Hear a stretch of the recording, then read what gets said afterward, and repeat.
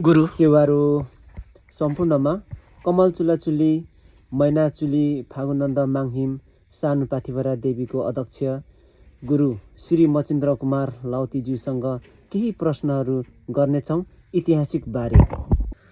गुरु, आज सानु पाथिभराको बारेमा यति महत्त्वपूर्ण जानकारी र आशीर्वाद तपाईँ सामु माग्न आँटेको छौँ र यहीँको बारेमा तपाईँले जानकारी गराउनुहुन्छ भन्ने पूर्ण विश्वास लिएछौँ। ठुलो पाथिभरा त ताप्लेजुङमा छ, यहाँ सानो पाथिभरा नाम कसरी रहन गयो गुरु? उत्तराखण्डको पाथिभरा भन्दा पहिला जन्म दक्षिण भेगमा नै भएको कुराहरू थाहा भएको छ। ताकि ऋषिमुनि 87 ऋषिमुनिहरूको तपस्या गरेको क्षेत्रको उत्तराखण्डमै त्यतिको समयमा नै पाथिभरा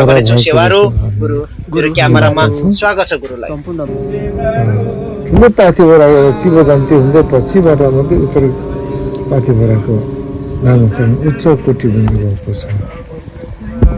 गुरु, यहाँ देवी दर्शन गर्न आउँदा भक्तजनले के कस्तो फल पाउनुहुन्छ भनेर विश्वास गरिन्छ गुरु?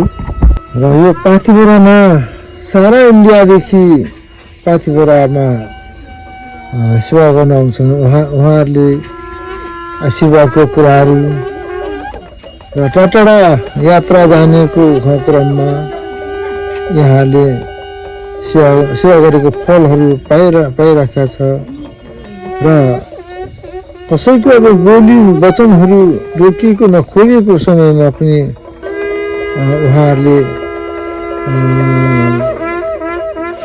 त्यहाँ आएर उहाँले आशीर्वाद मागेको कुराहरू पनि धेरै राम्रो भएको हामीले थाहा भइराखेको छ।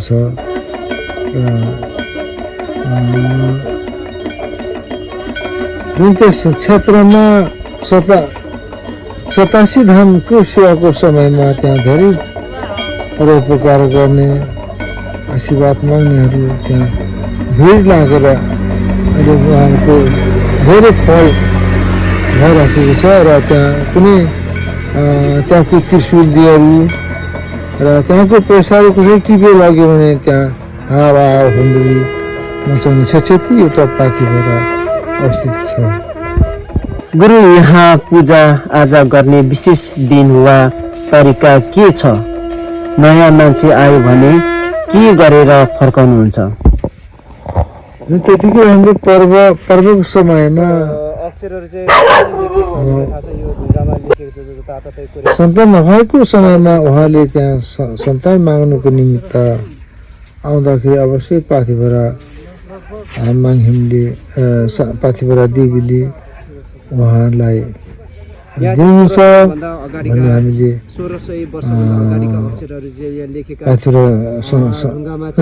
पाथिभरा नै दिन्छ भन्ने कुराहरू हामीले थाहा भएको छ र भइराखेको छ। र कसले लेखिराख्यो भन्ने कुराहरू चाहिँ ऐतिहासिक हाम्रो बोल्दैन होइन। अहिले यो कसले लेख्यो भन्ने कुरा चाहिँ थाहा छैन हामीलाई र के छ भन्ने कुरा पनि थाहा छैन हामीलाई। यहाँ किराँती लिपिहरू पनि छ, चाइनिज लिपिहरू पनि छ, चन्द्र सूर्य छ।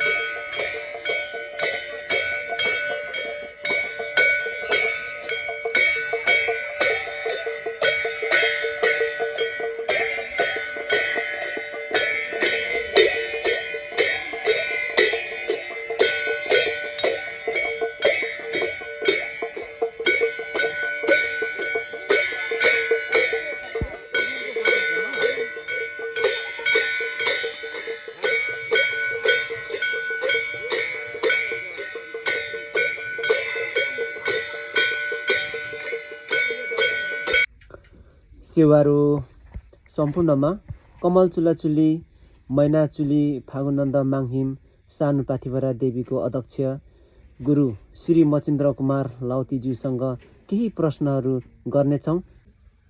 अवस्थितमा अब लगभग 15-16 वर्षभन्दा अगाडि नै होला यो स्थापना भएको पाथिभरा र पाथिभरामा विभिन्न रेखाङ्कनको लिपिहरू छ। त्यो हस्त गुरु, धन्यवाद हजुरलाई।